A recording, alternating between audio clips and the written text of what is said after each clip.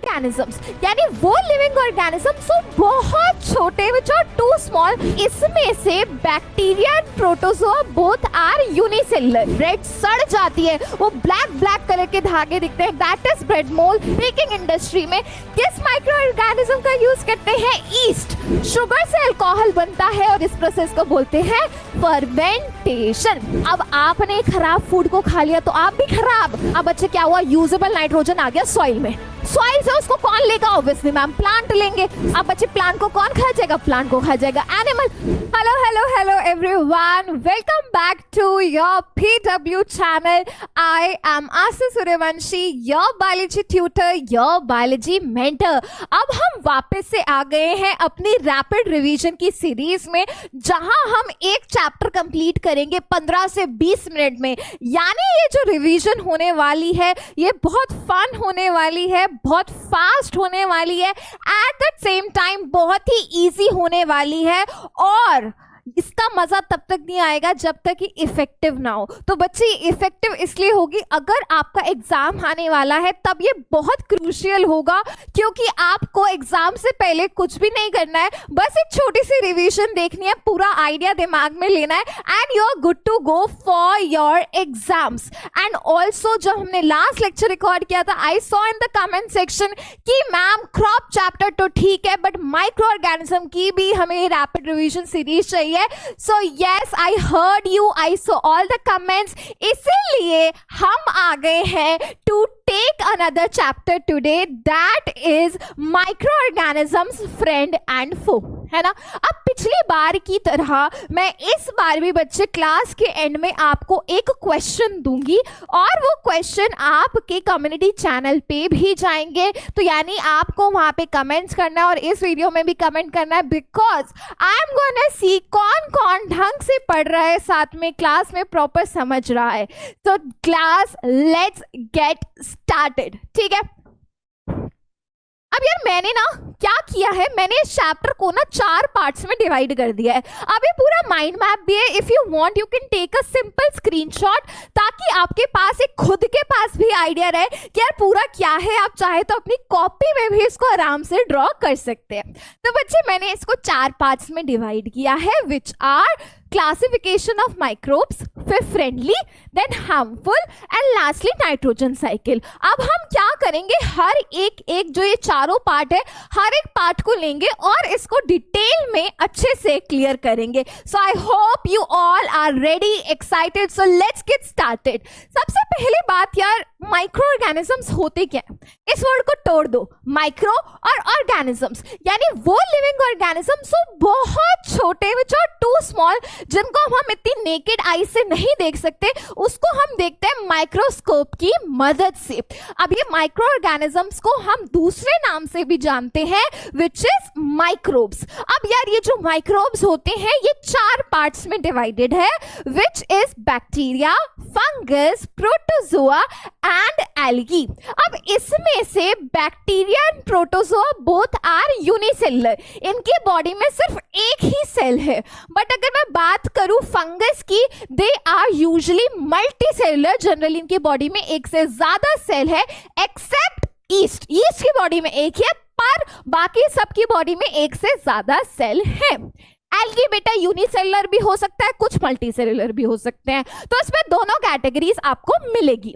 एक और बात याद रखिएगा, ये जो बच्चे एल्गी होता है ये कर सकता है फोटोसिंथेसिस, बोले तो ये अपना खाना बेटा खुद से बना सकता है, खुद से खाना प्रोड्यूस कर लेगा जी एल्गी, ठीक है। अब नेक्स्ट चीज बेटा, अब वायरस, वायरस बड़ा ही अनोखा है, कह रहा है मैं ना लिविंग हूं ना नॉन लिविंग हूं, मैं कहीं बॉर्डर लाइन हूं, मैं कहीं बॉर्डर पे पिल रहा हूं। अब बच्चे ये जो वायरस होता है ये तभी लिविंग होता है जब ये किसी ऑर्गेनिज्म की बॉडी में एंटर करता है। लेट्स से कोरोना वायरस, वो तभी लिविंग कंसिडर किया जाएगा जब वो किसी और की बॉडी में, लेट्स से मेरी बॉडी में एंटर कर रहा है, होस्ट की बॉडी में एंटर कर रहा है।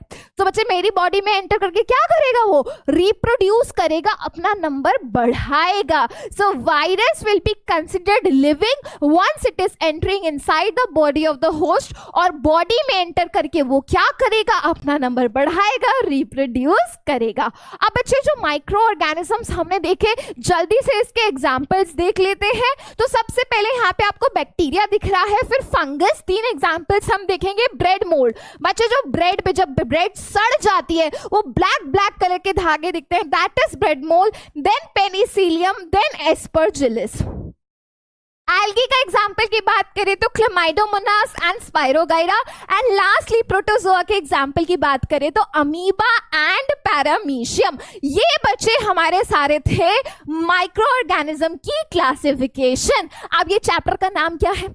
चैप्टर का नाम है ma'am micro organisms friend and foe. Friend बोले तो दोस्त, फो बोले तो दुश्मन, यानी ये हमारे दोस्त भी है और दुश्मन भी है. अब सबसे पहले शुरू करते हैं हमारे दोस्तों से. भाई ये माइक्रो ऑर्गेनिज्म हमारे दोस्त कब बनते हैं?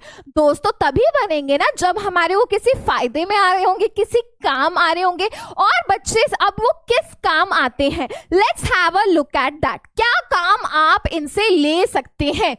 सबसे पहले बेटा कर्ड, दही बनाने में, कर्ड बनाने में हम इस्तेमाल करते हैं बैक्टीरिया का. क्या नाम है उस बैक्टीरिया का?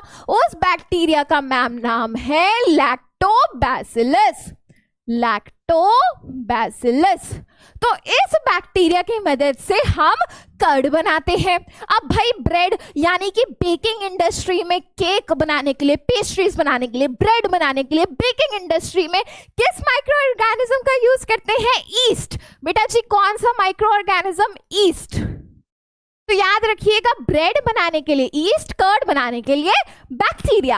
अब बच्चे हम इन माइक्रो ऑर्गेनिज्म को यूज करते हैं कमर्शियल प्रोडक्शन के लिए भी, यानी जब हमें लार्ज स्केल में कुछ प्रोड्यूस करना है, भर भर के प्रोड्यूस करना है, जैसे कि अल्कोहल और वाइन बनाने के लिए. इसके लिए बेटा अगेन हम क्या यूज कर सकते हैं? हम यूज कर सकते हैं ईस्ट को. ईस्ट को. अब बच्चे एक प्रोसेस, यहाँ अल्कोहल की बात हुई है तो याद रखिएगा अल्कोहल किससे बनता है? अल्कोहल बनता है शुगर से. शुगर से अल्कोहल बन रहा है. अब बच्चे शुगर से अल्कोहल बनने के प्रोसेस को बोलते हैं फर्मेंटेशन. क्या बोलते हैं बेटा जी? फर्मेंटेशन. अब फर्मेंटेशन कौन करता है? करता कौन है? करने वाला है बेटा ईस्ट. फिर से ईस्ट. यहां देखा ना, अल्कोहल बनाने के लिए किसका इस्तेमाल करते हैं? ईस्ट का. शुगर से अल्कोहल बनता है और इस प्रोसेस को बोलते हैं फर्मेंटेशन. चलिए बेटा जी नेक्स्ट चलते हैं. अब बच्चे दवाइयां, मेडिसिन बनाने के लिए भी यूज होता है. एंटीबायोटिक्स दिया हुआ है. एंटीबायोटिक्स क्या होते हैं? बच्चे वो मेडिसिन जो हम किसी माइक्रो ऑर्गेनिज्म से बनाते हैं और वो क्या करते हैं? किसी माइक्रो ऑर्गेनिज्म की ग्रोथ को रोक देते हैं, किल कर देते हैं माइक्रो ऑर्गेनिजम्स को. So antibiotics are the medicines which we obtained from some micro organism and which kill or stop the growth of some harmful microorganism. है ना? तो ये चीज डन हुई. नेक्स्ट बेटा वैक्सीन. अब वैक्सीन क्या है यार? वैक्सीन ऐसे इंजेक्शन लगा देते हैं ना. तो बेटा वैक्सीन क्या है? तो वैक्सीन बेटा या तो डेड फॉर्म है या वीक फॉर्म है किसी पैथोजन की. पैथोजन क्या है? Disease causing micro organism.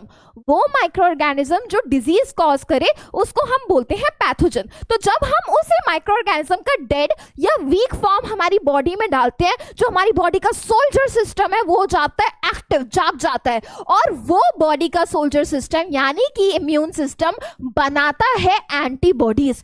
Antibodies क्या करते हैं? वो हार्मफुल माइक्रो ऑर्गेनिज्म को जाके मार देते हैं, उनसे लड़ते हैं और उन्हें मार देते हैं. और बच्चे एंटीबॉडीज हमारी बॉडी में रहती हैं फॉर एवर और हमारी बॉडी को इन्हीं माइक्रो ऑर्गेनिज्म से, इन्हीं हार्मफुल माइक्रो ऑर्गेनिज्म से बचाती है. ये था vaccine. Next is soil fertility. Soil की फर्टिलिटी कैसे बढ़ा रहे हैं बच्चे? ये हमारा लेग्यूमिनस प्लांट है, जैसे कोई पल्स है, उसके रूट्स में ये गोले होते हैं, गोलों को बोलते हैं रूट नोड्यूल. और इन रूट नोड्यूल में रहता है एक बैक्टीरिया, जिस बैक्टीरिया का नाम है राइजोबियम बैक्टीरिया. Rhizobium bacteria. अब ये बैक्टीरिया क्या करता है? नाइट्रोजन को फिक्स कर देता है, नाइट्रोजन अवेलेबल करता है सॉइल में। तो बच्चे ये था हमारा राइजोबियम बैक्टीरिया, जिसको हमने इस्तेमाल किया सॉइल की फर्टिलिटी बढ़ाने को, यानी सॉइल में नाइट्रोजन के अमाउंट को बढ़ाने को। Lastly cleaning the environment. Environment को कैसे क्लीन करता है बच्चे? हमारे आप सबको पता है, जब प्लांट्स मर जाते हैं, एनिमल्स मर जाते हैं, कोई वेजिटेबल वेस्ट है, प्लांट वेस्ट है, इन सब पे बैक्टीरिया और फंगस काम करता है, इनको तोड़ता है, डीकंपोज करता है और मेन्योर बनाता है। और मेन्योर के फायदे तो हमने क्रॉप चैप्टर में अच्छे से पढ़े थे, राइट? सो इस तरीके से एनवायरनमेंट को भी क्लीन करो। तो जो डेड चीजें हैं बेटा, अगर उनको तोड़ोगे तो ऑब्वियसली वो डेड चीजें कम हो जाएगी, वेस्ट कम हो जाएगा, वेस्ट कम हो गया यानी एनवायरनमेंट क्लीन हो गया भाई, क्लीन हो गया। ठीक है, चलो अब बच्चे हार्मफुल, नुकसानदायक भी है, फो भी तो एनी भी है। हार्मफुल कैसे? बीमारी कॉज करते हैं और फूड पॉइजनिंग कॉज करते हैं। They cause the diseases and cause the food poisoning.